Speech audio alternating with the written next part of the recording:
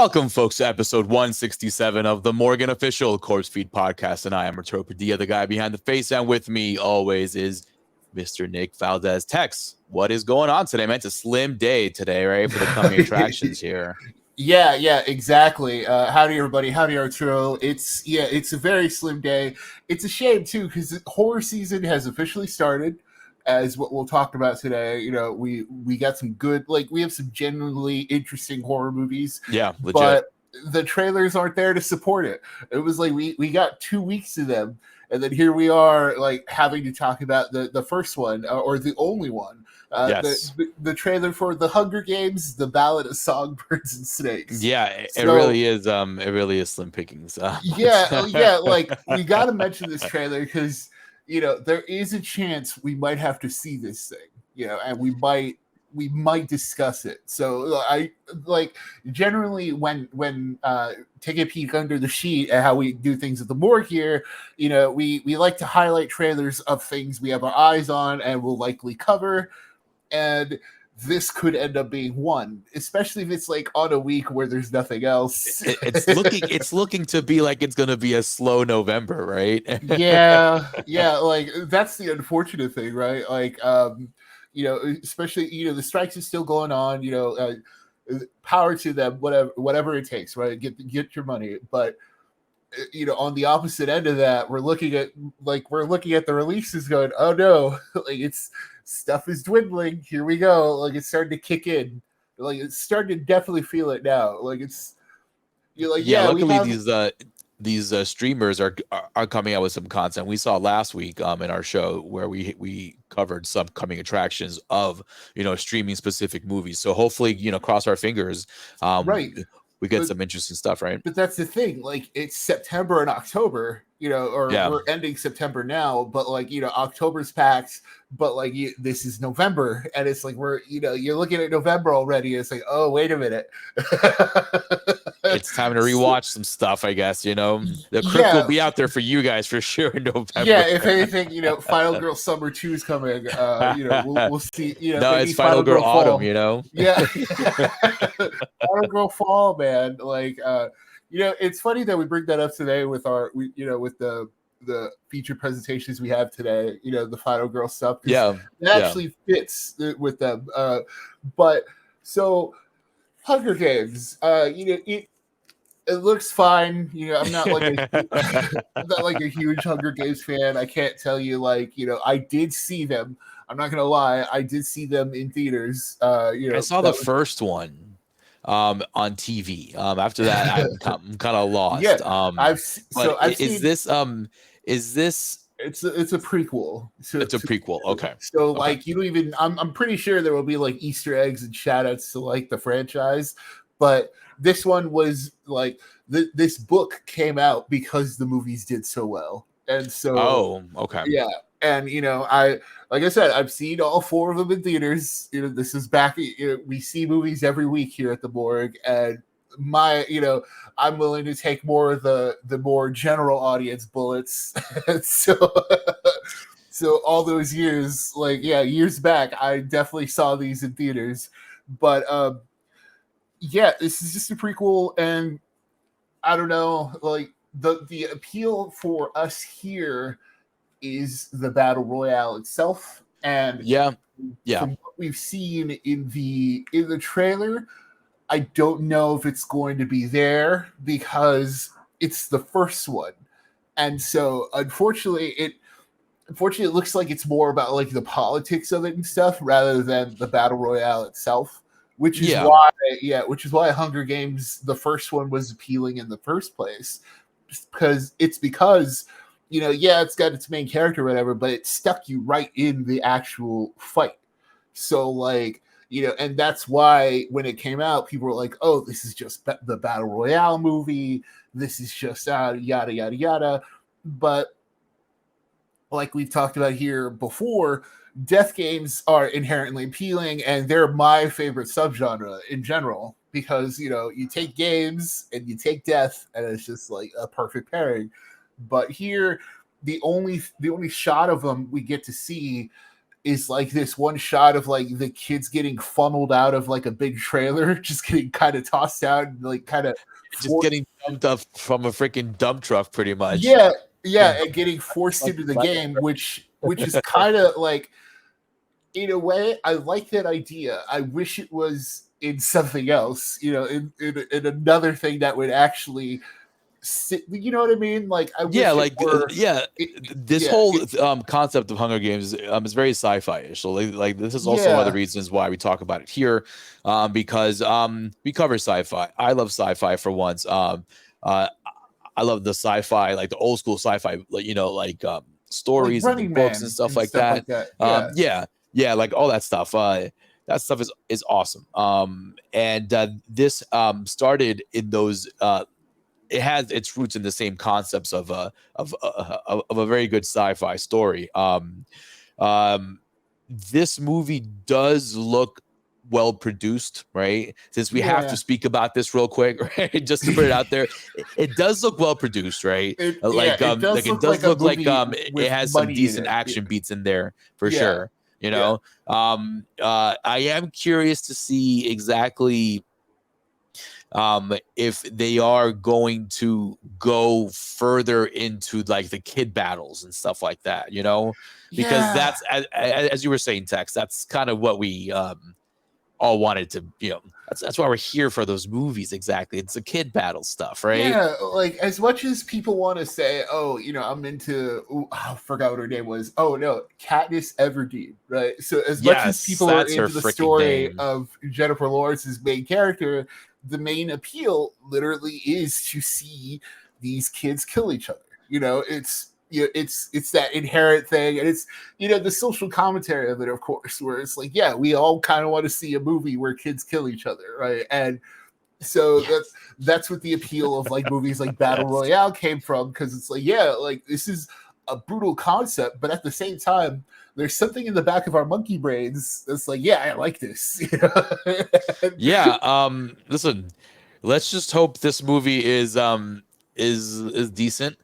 My daughter might want to watch this thing in theaters. It is, pushed and geared towards those preteens and teens and stuff like that, for sure. That's exactly it, because it's got Rachel Ziegler in it, who was in Shazam, and although Shazam didn't work out, it wasn't because of her. That stuff didn't work out, right? She was fine in that movie, and it's funny because her performance, like just seeing her now here, I'm like, oh, you see, like it worked. Like her performance in Shazam, I was like, oh, I remember this chick from Shazam. Yes. You know what I mean? So because it's like it gave us a point of reference, right? Cause I know she was in in West Side Story or something like that, I think. Before. Oh, that's also where I've seen her face. Like, those. I haven't seen the movie. I just seen the trailers. Yeah, exactly. So it definitely does well to like put her in these things, and like this could be her franchise. If she if this pulls off. But at the same time, it's like, it's still kind of like, I just want to tell people to watch more Death Games. Maybe we'll talk about this later. Maybe we'll do a Death Game episode. Yeah. I think here we go. We're scheduling this on the fly live that, we'll pencil that in, that instead of Hunger Games, we'll do a Death Game episode. Unless something that week comes out that week. That week when that movie comes out, we'll talk about Battle Royale. We'll talk about other awesome Death Games. Yeah, one of our favorites here, Ready or Not, right? That was an awesome Death Game movie. You got Ready or Not. You got Squid Game, which was a big one recently that hit it off. You have Saw, which is what we're going to talk about very soon. Can't wait to see Saw with Saw. Yes. But at the same time, you have stuff like you have the Battle Royale. You have what was that one with Escape Room?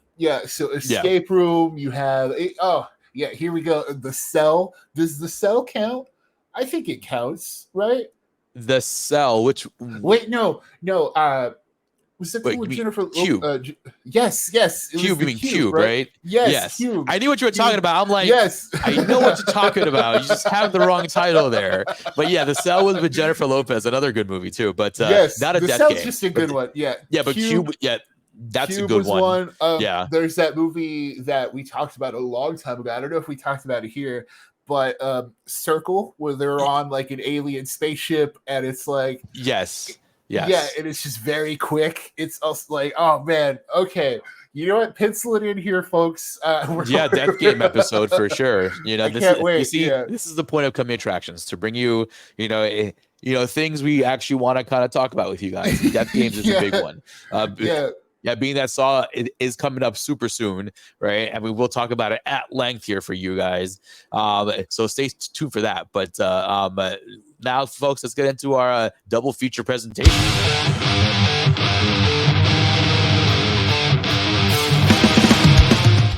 That's right, folks. Another double feature presentation for you guys. Luckily, we have the content, and we cross our fingers, we'll keep going with content for a while here, right? But first up, it's a Hulu original just dropped just the other day. It was No One Will Save You. An original from Hulu. It's a sci-fi horror action in home invasion kind of deal. And there's aliens, like legit in the trailer. If you watch the trailer, you see aliens off the bat, which is like one of the best parts of this thing.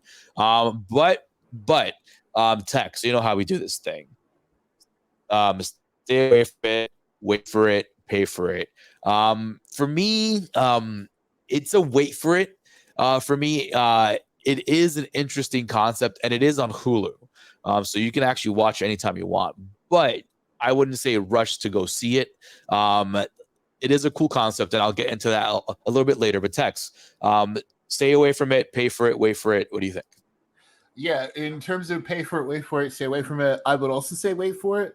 It's not one where you get a Hulu subscription for, especially now that Hulu's going to be like $20 just on its own. Yeah, you got to start looking at that, maybe the bundles. But yeah, Hulu's going to be like $20. Disney Plus is going up to like 14, 15 or whatever. And this movie is not the one where I'm like, okay, this is what you get Hulu for. This is the movie you need to see. Yeah, maybe Prey would be one better, but Prey was awesome. And that's kind of like what this falls in line with. This is a 20th century production that definitely, I feel like if this one were in theaters, we'd have a good time. I feel like it's you know what in retrospect, way, Tex, right? I think you're right. About that. But I would still say wait for it for that one. Yeah, if it were in theaters, it'd be even more of a wait for it. But here, it's like it's wait for it unless you're literally like, oh, I've watched everything on Hulu already, or like I've watched all the horror movies, or you just need something new and streaming and right there. I would definitely say it, but also but it's generally like you can wait on this one. Let's just get down and break it down for the folks real quick over here, because I'm really excited to talk about our next feature presentation. So No One Will Save You, right? At first look in the trailer, it's very action packed, the trailer, right? You see everything legit. You see everything in the trailer. It's in terms not a of spoiler the antagonists and what's going on. You know what's going on. There's aliens trying to fuck shit up, right? It's not a spoiler to say there are aliens in the movie. So thankfully, it's definitely not. Like, it's all over the advertising, and at the same time, the movie itself, like it's only like 10 or so minutes before things start happening, which is a good sign. Like for all intents and purposes, this is a great sign of a movie. It's like 90-something minutes, and you get like 5-10 minutes of setup, and then boom, there's the alien already, right? So the thing is with this one, it's the setup that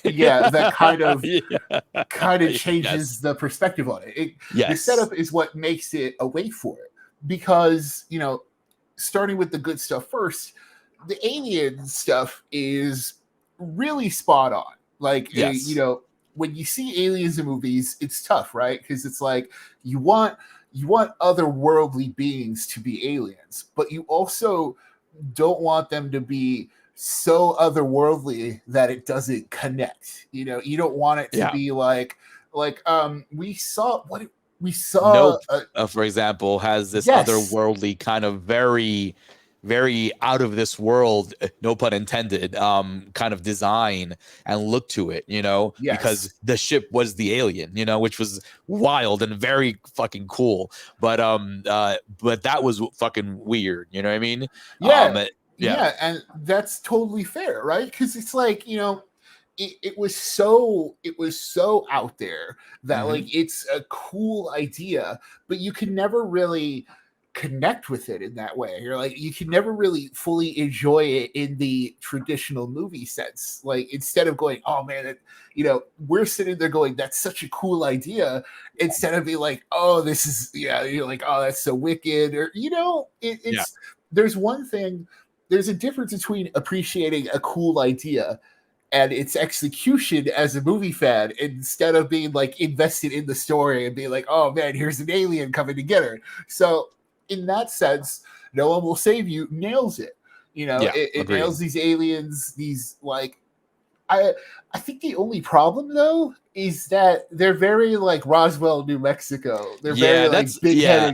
big-headed gray aliens I kind of have, thing, right? like, as I like to say, I got a lot of problems with you people. like I have, like a couple of big gripes with this movie. The setup and the character development stuff is one major one, and I'll get that. I'll get to that in a second. But yes, since we're on the aliens, the alien design. I like their alien toes. That was fucking kind of weird and gross. How they Yeah. have like little like individual digits just moving them. That was cool. But then the overall kind of look to their body and head was just like very low. Look, I found an alien. Yeah. What you think of a little green man? It's just the big eyes and a big head. That's what it was. I guess they went that route. That way they can focus on the actual other alien stuff, Yeah. which is fine by me, because as you mentioned, Tex, the alien stuff works, right? The design works. The look of them, yeah, it's very simplistic, but at the end of the day, that didn't really deter from their action in the movie. Yes. Yeah, if they looked more alien, to pun intended, right? If they looked More weirder, ID4 alien, right? Like more like yeah, weird tentacly kind yeah. of, If they had like little predator mouths, if they had yes. like stuff like that, like that, it wouldn't have it wouldn't have really worked for the angle they were going with, as we'll talk Correct. about here in a bit. And Yes. so in that sense, like, I do think they work, but when looking at it, like, see, this is kind of the central theme we'll talk about during this review, right? Where it's Yeah. like, Yeah, exactly. as a package, you can appreciate the package, but going through it, I remember, in the, when you first start seeing the alien is doing its thing, it's like it's steadily built up, right? Yeah. You hear it in the trash cans, you hear it in the house, and like, it's immediate that something's weird and something's going on, right? And you hear like the alien noises. The movie's very good about kind of setting up the reveal, right? And you see the alien toes first. You're like, oh man, what is this going to look like? It looks Yeah, super exactly. weird. And so when you see it, it's like, oh, okay. Yeah. Yes, exactly. I'm like, oh, all right, I guess. Let's see Yeah. what else you got, Yeah, and see, and that, in retrospect, when we get to talk, we'll talk about the whole package here in a bit, but when you get to the end, it's like, oh, it goes from oh to oh, right? Where it's like, Yeah. okay, it all clicks for what they wanted Yeah. to do with this movie.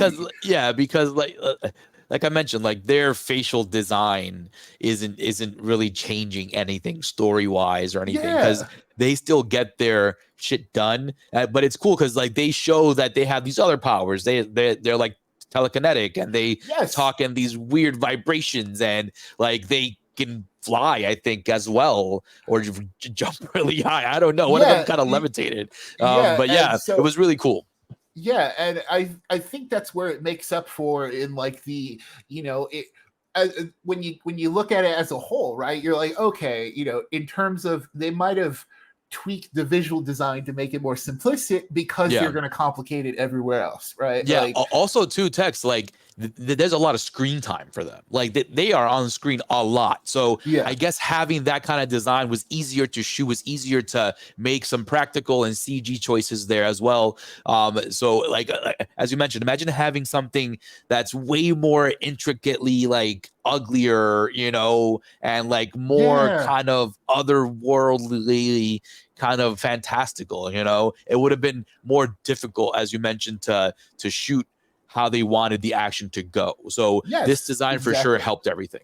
Exactly. And and it goes back to the core of what we're like, a core of our main problem here. I think you and I agree on, where it's Yeah. like, afterwards, you know, after seeing the movie, it's like, oh, okay, I appreciate what they did. But in the moment, I distinctly remember going, oh, that's a little, it's like, oh, this isn't so, it's not so scary. It's not so, you know, and I know scary is like we've talked about this before too. Scary is not a critique, right? You don't say, oh, this is so scary, because everyone's a little bit different. So you try to like pick apart like what things, you know, it's like, oh, what makes this creepy, what yada yada yada.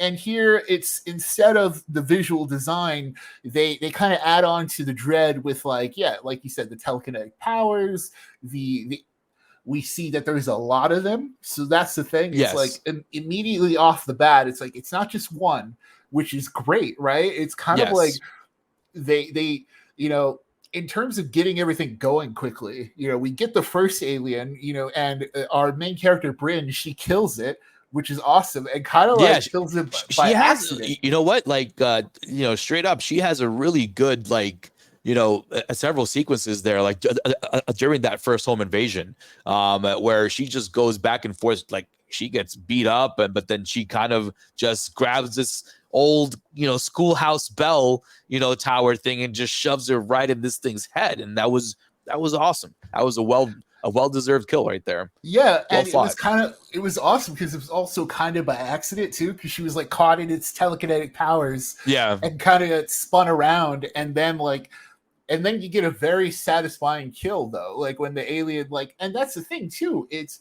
because of that simplistic design, that kill works, right? That zoom agreed. in where you like kind of see the alien emote, and it's like, Yeah. oh, okay, you know. And this is the complicated part. It's when you get into the emotion of it all, right? This is where it gets complicated, because Bryn herself, the main character, I think the actress is, I think I've seen her in like Booksmart. I'm not too sure, which was a fine like little teen movie. I haven't seen her anywhere else.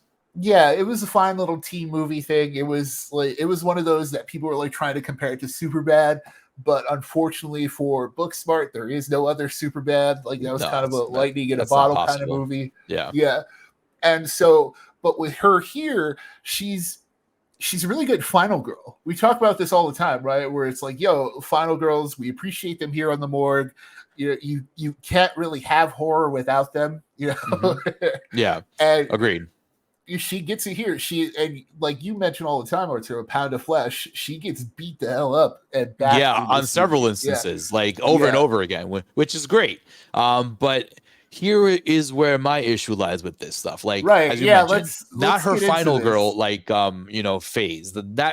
That's good. Like her fighting and all that stuff, I dig that. That was well done. She kind of, you know, she did well and, you know, acted her ass off in those scenes. It was very physical too, a lot of it, because she was getting thrown around. Like it was, that alien beam was really cool because you don't know how it, like she didn't know how it affected humans right away, but she knew like if she got caught in that beam, it was no good. It was cool how they, how that beam kind of identified one of its own and just dropped the guy right there halfway through.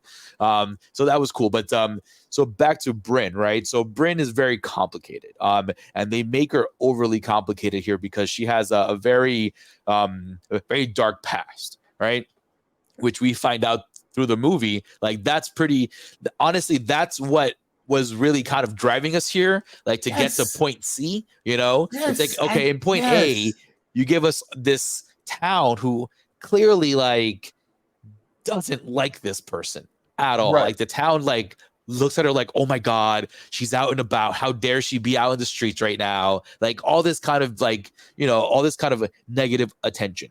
We are here it's very tropey, right? It's yes. very like we've seen 1000%. that kind of setup before, Great point. And yes, we've seen this.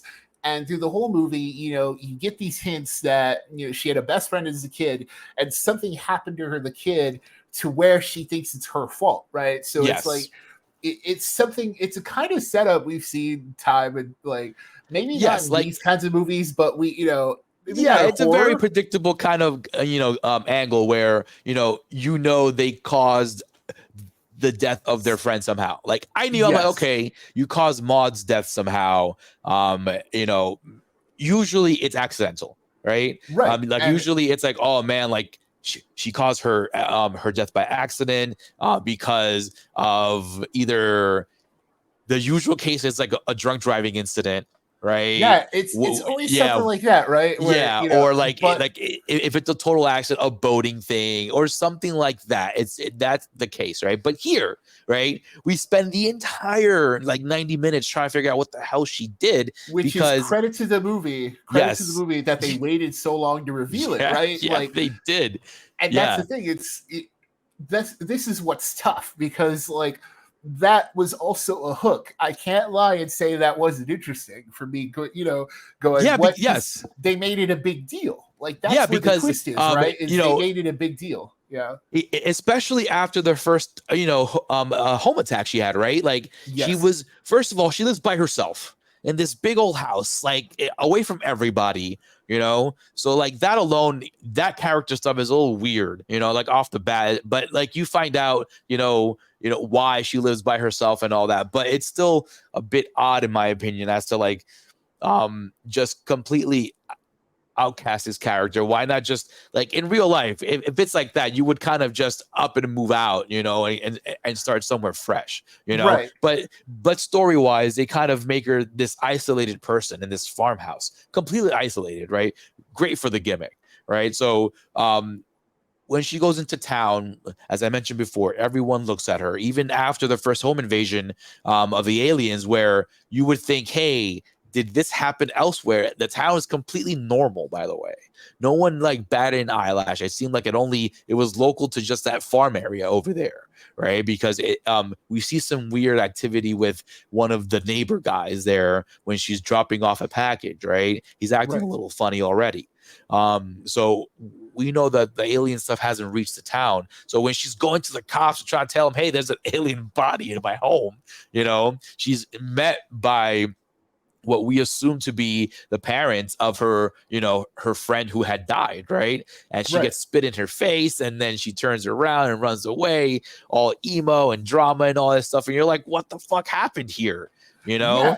And so that's the thing. It is a hook for later. It's just, admittedly watching through that stuff is tough because it's it's kind of that kind of slows it down in a way that it's man, we, instead of really kind of furthering that isolation and really hitting home that no one will save her, right? That's the whole point of the title. Dude, and it's to your point, even in the beginning, if they had made that a little bit more subtle, right? A bit more as subtle in terms of the actions of the folks around her. For instance, when she's visiting her mom in the freaking in the freaking cemetery, right? She's walking away and people stop what they're doing. They stop talking like they're freaking, pod people, and they just stare at her oh my God, it was very just over the top, very, very over the top. I guess they tried to kind of force the point home of, hey, no one likes this person. But in my opinion, I think it was way too harsh of character writing there, especially since we don't get that payoff till the very end. But that's the thing. It's when we finally get the payoff and it all finally comes together and all clicks, and it's it all clicks as to why the aliens are designed to be a little more recognizable. Why there's been so emotion. It's because the movie's anchoring on this emotional climax, because they end up catching her. Big spoilers for No One Will Save You if you still want to see it. From here on out, we're going to talk about the ending because that's kind of where we need to break it down the most. So, they end up catching her, which is great because eventually, she starts fighting them off one by one or whatever, until they're like, you know what, get the ships, we're done. Yeah, and so they just kind of like, beam stop her up. fucking around, bring the ship in. Yeah, they just kind of beam her up. They're done. It's like somebody call Steve down over here. Just pick her up, man. Bob's not getting the job done. He's playing with it. He's playing with her too much. Yeah, because at one point they actually do get her, and we get to see like they're taking over people with like these little pods, these little tentacle pods. Yes, Tex. And, by the way, like I thought of you during that moment, and I wish there was practical effects there because that would have been a sweet body horror moment there. That would have elevated like that whole entire segment. Yes. I was like, oh, what a missed opportunity there to just elevate the sequence and leave you with this lasting image of just like, whoa, that was super gnarly. It would have added for sure to the view. And it sucks because it was cool because she was held she got held into her ceiling after getting thrown a bit, and like her mouth got forced open and she was just kind of forced to watch it go in her mouth. And but through that, we see in her head that she's starting to see images of like her mother and like all this peaceful stuff. And then she realizes it's the wrong thing and pulls it out. And so after that, she ends up seeing a double of herself, which is one of the aliens who like got into her. So that was the thing. All the while, one of the aliens was like investigating her past and like getting into like her as a being, right? And and then she kills the double, which is like a whole thing. Like she kills her double, which I admit that like I said, I was kind of like going, oh, this is weird, but I was kind of into it because it's like, you would kind of cry after killing your double and stuff. This is weird, like you're seeing yourself die.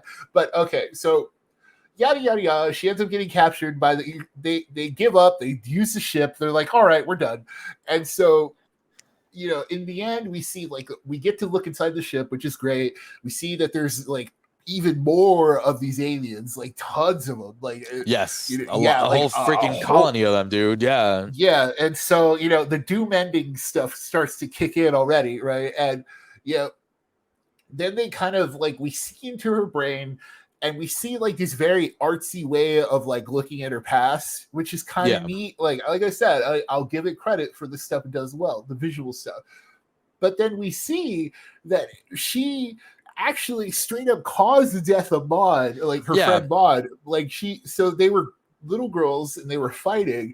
They were arguing about something. I'm wondering what the hell it was. It must have been intense because Maud pushes her. She gets on the ground, picks up a rock, and straight up just whacks her. Yeah, like mollywops him, as they say in Mutant Mayhem. Mollywops him right in the freaking head, dude. Yeah, and I remember, so I give it a ton of. This is why this is like big spoilers, because watching the movie itself, when you're on the hook to like find out what happened to Maud, I was like, yo, this is wild. Like, oh, she's actually a murderer. Yeah. And so So wrapping it up, they end up like liking her for some reason, and and then she gets to stay. She gets to stay a human while it's revealed that the rest of the town has been taken over. You see a bunch of ships in the air, and the probably idea is like, yeah, the Earth is gone now, and she's living a life where the whole town likes her instead of like hating her. But the thing is, with this emotional stuff, it's like, I don't think it landed because she actually is a murderer, right? Yeah, that's why you should stop saying emotional stuff, because it doesn't click, Yeah. Like when you say emotional, like you would think it would click with an audience, but it doesn't click here. Like first, you try and be empathetic in the beginning because you're like, yo, why are these townspeople being dicks for? You know what I mean? Like, stop, being annoying. But it's like, hey, because it lays it on super thick, it's right? super thick, but it's like, hey, you killed somebody, and you're still walking around here, It's kind of warranted, right? And so that's the thing. It's like, it's it's a heat of the passion moment, like a crime of passion It was stuff. the heat of the moment. of the moment. And you're a kid making a kid mistake, right? But also, it wasn't like she pushed her and she fell down a well or something, right? Yes, because it wasn't like she pushed her and then she fell on a rock, right? Which I thought that's where we were going to. It's like, okay, they're in a field. That's usually they pushed the angle, right? Okay, she gets angry and she pushes her back more. She falls back, trips on a rock, hits her head on another rock, dead. No, she picks up a freaking rock herself and just like with the force of, I guess, 10 men, strikes her freaking bestie in the face, right? Yeah. And done.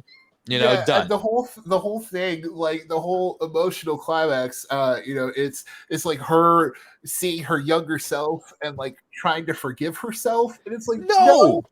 That's the thing. It doesn't work that way. You earned that because like you didn't.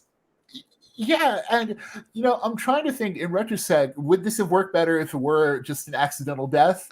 Yeah, like right? Yes, like, yes, just like that 1000%. Because initially I had thought that her adult self was looking at a kid Maud, right? To apologize, but no, I'm like, oh no, that's not Maud, that's her younger self. So it's like, why are you looking at your younger self for? Like, what you trying to like?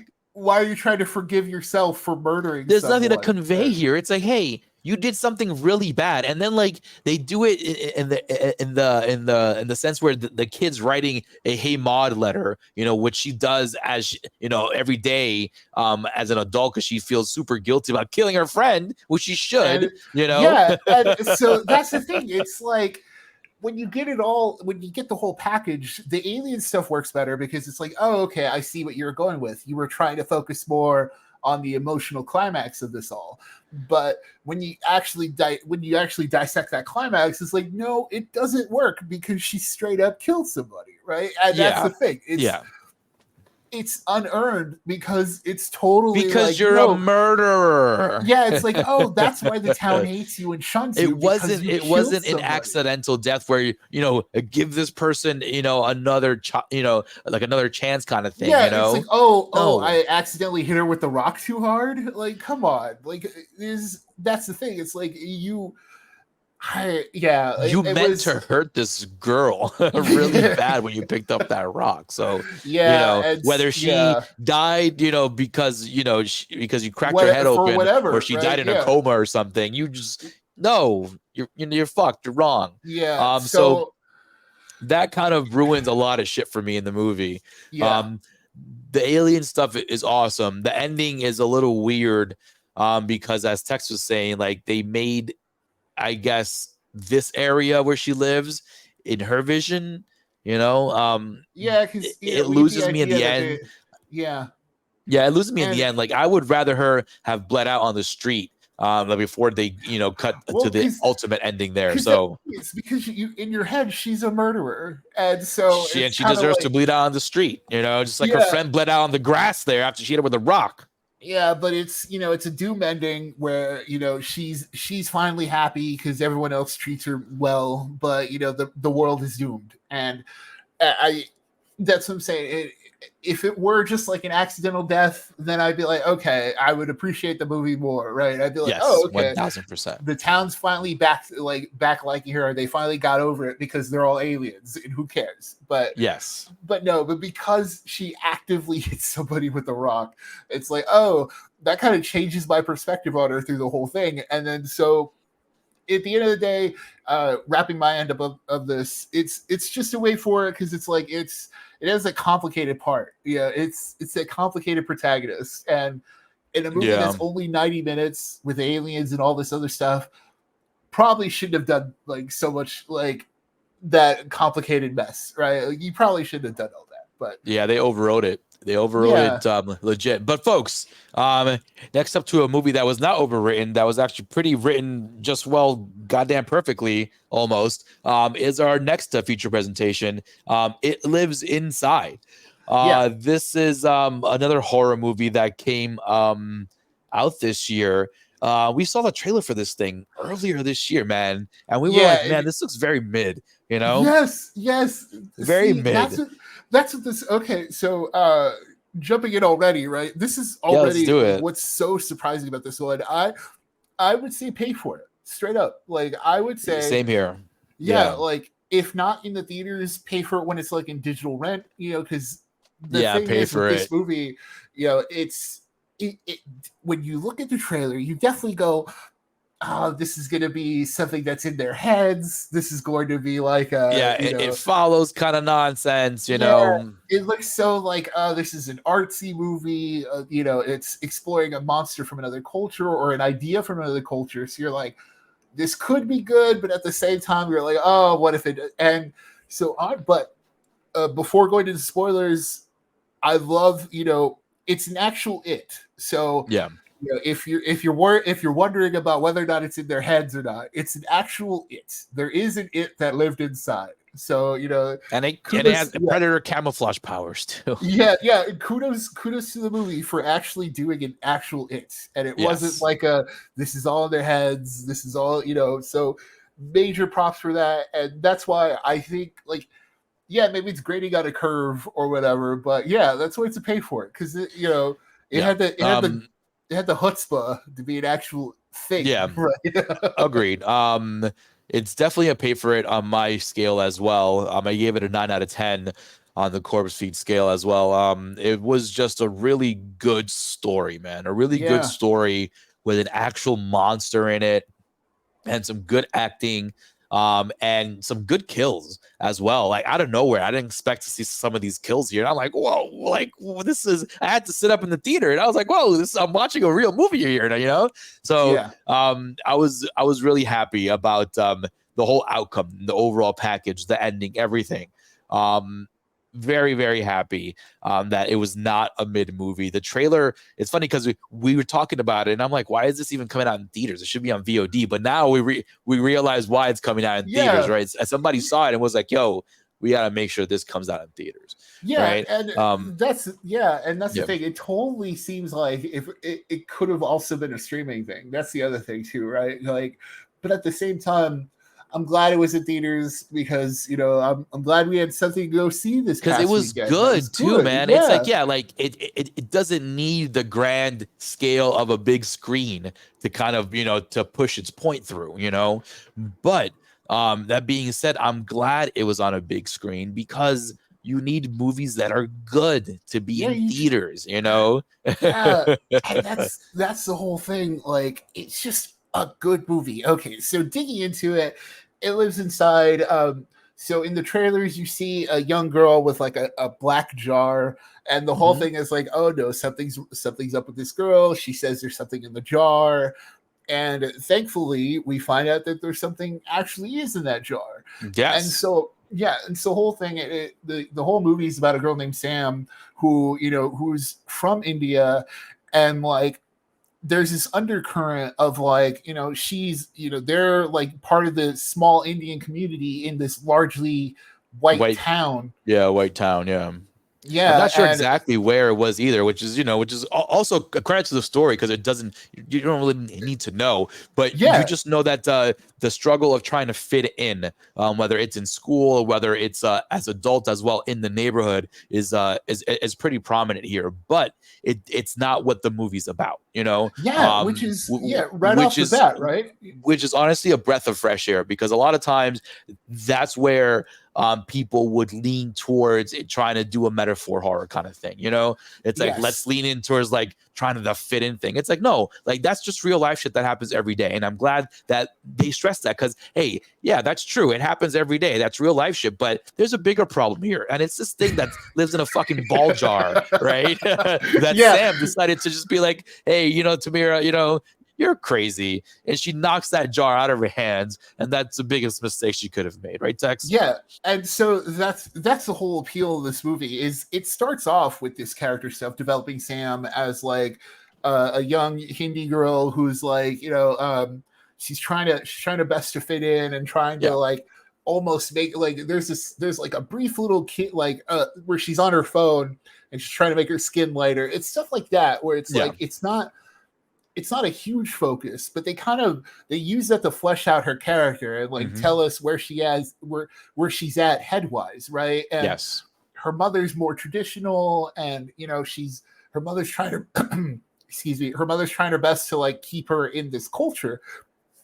And all the while, that's kind of why she's pushing away her best friend, and like that causes the rift between her. But then her best friend starts acting weird, like starts acting super weird, and it leads to the jar moment. She breaks the jar. Then we find out, okay, so this is kind of where the spoilers start, unfortunately. But yeah, because once you give away the gimmick, that's kind of like giving away the movie. So yeah. So as much as we can say without spoilers, there is a monster, there is a thing. There is. Excuse me. But yeah, I'm so unprofessional right now. My bad. But well, so there's a monster, right? And as Tex was saying, that's one of the best parts of this movie, right? It's the fact that there is an actual physical entity just fucking shit up, right? In the trailers, you see that scene where her hair gets kind of picked up, but it's an invisible force there, right? Yes. But like they completely like don't even show you anything in the trailers. In the movie, it's like, oh wait a minute, real quick, there's a monster. Yeah, it's like off the bat, which is awesome. Totally cool too, because it's super wild because this movie gets the most out of Invisible Thing, right? Yes. Like it kind of plays the Jaws game where it's like you only see little hints and glimpses. You see a shadow moving, you see like glowing eyes in like reflect like in like dark corners and stuff. That was fun. That was a fun little gimmick there. Scary, actually. And that's what I'm saying. Like I give it so much credit for actually like making the most of that stuff, right? Like it's kind of laying on but because it earns it, because we see Tamira get dragged away. We see the hair getting pulled. Yes. We see her scream, and we see that she like it's not a traditional monster kill either, because it's not really a kill. It like takes her to like this basement, like kind of like out of all things, right? That was a little crazy, right? It takes her to this basement and like puts her in a tub and kind of like bites her invisibly and stuff like that. And like so it earns it because you see right away, you're like, okay, this is a thing. It's going to be invisible. It's going to do its thing. And because of that, it's more surprising when we actually get a monster kill, right? And I think the only thing is we only get like one. We only get like one actual kill. But I give it credit because that invisible kill is gnarly. Like I love the way they did it. Yeah. That's the kid on the swing, right? Yes. Yeah, so that's fantastic. Again, it is an invisible kill. You don't see the monster there, like doing the work, but you do see the punctures of the bites and all this stuff, which I thought was really cool. There's a scene also like right before the monster, the invisible monster kind of it picks the kid up, where he has the kid twisted in the swing, and like, and it looks just, you didn't expect that to happen. You didn't no one expected it to happen, and then it starts happening. You're like, holy shit. Yeah, and then it's brutal, dude. Because when it bites into him, it kind of throws him around. So you just see the kid like kind of getting thrown around in the middle of the air. And for PG-13, man, like that's pretty brutal, dude. Yeah, and that's what I mean. Like it looked cool. So like we get one kill, and it's not the most quote unquote like violent of it, but it's super brutal. It's not like bloody or anything, but it's like, yo, that kid is dead. It's dead. Yeah, it's dead. Like you are dead. You know what I mean? It ain't dead until we kill it. It's killed. You know what I mean? Yeah. That kid was definitely killed, and I think that showed the brutality and the severity of this demon, like that it's not just here to do these silent little, like, I'm going to grab you away kills. Like, no, I'm going to just kind of flop you around like a freaking alligator will, and just leave you there, And so the whole thing is, I unfortunately forget the name of the monster, but it's like, it's a monster that came from India that like feeds on bad feelings and like vibes and like negative vibes and negative feelings. And it attached herself to Sam because she broke the jar and it took away Tamira, and the whole thing is like it was keeping Tamira alive because it wants to eat her soul, Yeah. And like when it ripens up, right? Like it's like, yeah, it's gonna feed on it slowly, and Yeah, then the mom eventually mentioned just it. eat it. Yeah, exactly. Like she's gonna pretty much just get eaten bit by bit until it's ready, until the soul is just exposed enough for it to just kind of eat it right away. Like it's just like, you know, it's gnarly. So this is why, oh well, this is no wonder you took it down to a basement, you know. Yeah, But yeah, like I like that, man. I really like the fact that it took a folk horror kind of angle, and it definitely amplified it. You know, like it took a cultural you know, scary story, right? yeah, which is dope And because made it's it also a into a really culture. good folk horror, man. Yeah, it's also one we don't get a lot of horror from, like in this Yes. sense, right? Like, Yeah. especially big budget theatrical sense. Like, this is the first time I remember like getting a distinctly Hindi monster, Yeah, big doing budget, things. like, you know, like Hindi kind of like, you know, And so, story. it's dope because you eventually get to the climax, and like it's kind of like it's kind of like the Nun 2, where it gets very like cultural in that like they need to perform their kind of rituals and prayers in order to like lure it to her house before it kills Tamira.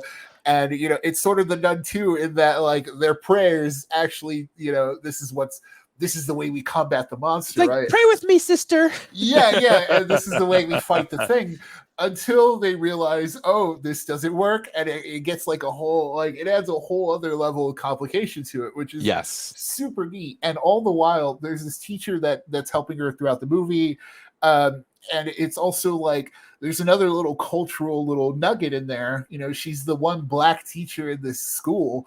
And there's a line she drops early on where she's like, "We got to look out for each other." Where it's like, yeah, like you kind of have to look out for each other as the only people of color in that school, right? And there's this whole other thing, and she's the one that she reaches out to, and first, she does the whole like, "Oh, this isn't real," and then it's funny because it's not funny, but in a sense, it's funny when you get the voicemail and she's like, "It's real." Yeah. Run, Sam, run! It's real. But I think it's earned because like that's where we actually see the monster like do its full thing, right? It's like it's still invisible, but it uses the scenery well because she's like running around the school. And it's like opposite of Lights Out, where it's like we're seeing the lights turn on and we don't see anything, but we see that it's there, right? It's like, oh, okay, dude, that scene in the bathroom where she turns it off and she finally sees it, that was gnarly right there. I'm like, whoa, that was really cool, man. That was the first time we got like the actual silhouette of the thing, right? Which is practical too. Cool. That was like an animatronic or somebody in a suit or something, but that was for sure a practical look at that monster, and that was it was creepy. It was very well done. They did a good amount of practical stuff in this movie, which is definitely very, thank you. I appreciate it, And so full climax, when we finally get a full look at the monster, it's so satisfying, right? Like I was like, I remember going, like, I was sitting there going, oh yeah. Like, I don't remember the noise I made, but I made a noise where I was like, yeah, because it's a good monster look. It's just like a creepy, gnarly thing. And it's practical. Yeah, it's practical. It's practical, right? Like maybe there was some CG and like maybe movement of like, or maybe like the more finer movements that you couldn't really, Yeah, when it was kind of going maybe like for sure at the end when it was dissolving, like with the 1000% at the end. But for the most part, it's practical. Maybe some of the ceiling stuff when it was moving around the ceiling, kind of like stuff. When it's moving around faster, right? But for the most part, all the money shots where you had it right dead center, that shit was all practical, dude. And like that's how you do it, right? Like and I compare it to compare this to like Smile, where it was all in her head, and then you get a final reveal of like the actual thing that's been with her this whole time. And it's like this freaky looking thing, but it's CG, and you're like, it's super cool and all, but like here it hits, right? Because the whole time you're like, yes, this is an actual thing.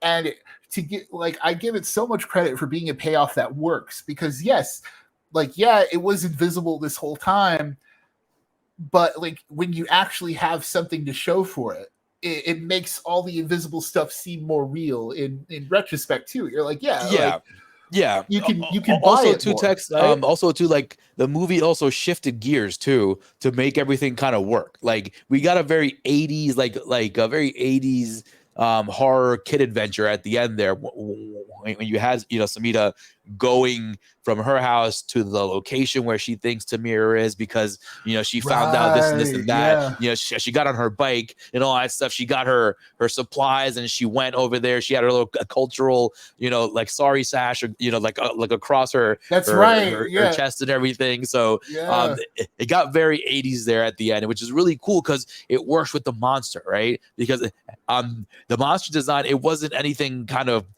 crazy gnarly, right? But it was just a monster design, like it worked with what the action was giving it, and especially because the main thing with the monster was this kind of gnarly looking set of teeth that it had, right? So that works when you shift the tone of the movie from getting this like very like emotional like a middle where she and her mother make up, right, to this like like it revs up the action to like 100, and she's like, it's very mom, monster like movie, right? it's like, mom, I gotta go, mom, all right? And the mom's like, you can't do it alone. She's like, I won't be alone, and don't worry about it, and she's out. So that was very cool, very very classic, a very good move by the writers as well. Yeah, kudos to this young actress too. I unfortunately, I don't think I've seen her in anything before, but she's one of those actresses where it's like, yo, like I really hope it pops off for her, right? Where she's like, great, man. Yeah, and we've talked about this before, where a young actress in horror like turns in a good performance, and all of a sudden we start seeing them pop up in all sorts of things, right? So good luck to her. I really hope it works out because she's great. She has that Samara Weaving kind of like emoticon, like where her eyes are big, right? Yeah. So like so she's able to kind of just portray like especially in the school when she was talking to the teacher and the thing was behind her, right? Yeah, and she's like looking away. She's looking, you see her eyes moving over. Dude, she was awesome. She knew exactly what she needed to do. She was great. She's got that it factor, right? So, yes, but wrapping this all up, one thing I do appreciate is that it's also another doom ending, because eventually, the jar doesn't work, and the whole thing we find out is the monster's like, what? He just breaks the jar, which is great. I love it. Yeah, the monster's like, screw your jar, which is like, it's very 80s movie, right? But so the whole thing is, we find out earlier is like, you need either a vessel or sometimes the Vajanti like put them within themselves. So she's like, you need it, and so they pray, and she takes it into herself. And the whole thing is, it cuts to 1 year later. Everyone's okay, thankfully, or everyone's all right. But now she's like forced to like eat like just red meat, like just raw meat all the time because of this monster that's constantly in her that wants this meat. And it's and it's funny because they were vegetarians, right? Because they're because they're Indian too. So yes, that was established earlier too. Meat. Yeah, and like it's so wild, like. And through the movie ends, and this goes back to what you said about like her just facial expressions. The last scene of the movie is just her crying a little tear, going, she's like telling Tamira, "Oh, I'll be fine. It's never gonna get out again." Yeah, but then it's clearly like, yo, this is hurting her on the inside. And it was good. It was very talk to me ending, right? Yeah, another great horror movie we got, and that's a rare occasion that we got them, pretty much pretty close together. And that's another actress too that I hope she pops off. Yeah, she was great in that, right? So yeah, folks, there you have it. Go check out this movie in theaters. Go pay for it. Go support this movie as best as you can. I hope this writer director is able to do more. You know what I mean? This is exactly what we need. Like fresh blood. With fresh stories. And this is one of them. So go pay for that. But before we leave you here, we spoke about an Alien movie earlier, right? One recommendation I will give you guys. Go watch Slither. If you want to watch like a movie about aliens and taking over people and all that stuff, go watch Slither. One of my favorite alien movies out there. My favorite sci-fis. Great comedy, good action, like gnarly looking gore. Great stuff over there. I mean, but go watch Slither. It made James Gunn the dude he is today, right? Like, yeah, Dawn of the Dead, all that stuff, but Slither's the one where it's like, oh, you really have ideas. Yeah. yes. Slither was great, folks. Go check that one out. It was one of my favorites, and still to this day, like it holds up in terms of all the nonsense they do in that movie. Right. And on my end, I would say go watch a Saw. Saw X is coming out. Buddies at home. I don't know I don't know if it's on your radar, but it's definitely on ours. So go rewatch one. Pick any of them. Stick to one of the early ones. Watch between anyone in particular, Tex. Anyone in particular you recommend out there? I would say Saw 2 as one. I would say one of the other ones, but you would need to rewatch the older ones in order to get like the later ones. You know what I mean? Like, Saw 3 might be the best one, but you need to watch the other ones in order to fully appreciate Saw 3. But Saw 2, it's kind of just like you get good games, you get good death games, you get like some of the story, and you kind of only barely need to remember what happened in part 1. So watch Saw 2. There you have it, folks. Go watch Slither, go watch Saw 2, and go pay for It Lives Inside in theaters now. And folks, this was episode 167 of The Morgue, an official CorpseFeed podcast. I am Arturo Padilla, the guy behind the face, and with me always is Mr. Nick Valdez. A big shout out goes to Del Virus for the artwork. A big shout out goes to you guys for listening. We have 166 of these things for you guys anywhere you get your podcast. Apple, Spotify, Amazon, iHeartRadio, anywhere on the desktop.